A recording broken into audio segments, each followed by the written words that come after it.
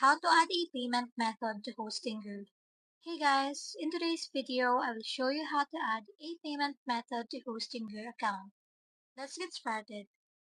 First, log into Hostingo. Once you're logged in, you will be taken to the dashboard. From the top bar, click on Billing. Here, you will see your current subscriptions, like domains or hosting plans. Click on Payment Methods in the Billing section. You will see any existing methods you have already added. For example, the PayPal.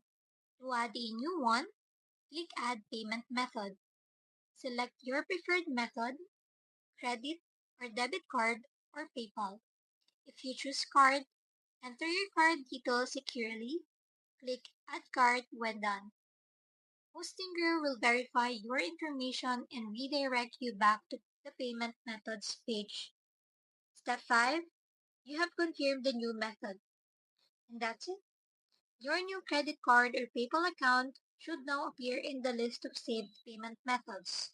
If this video helped you, don't forget to like and subscribe for more helpful tutorials.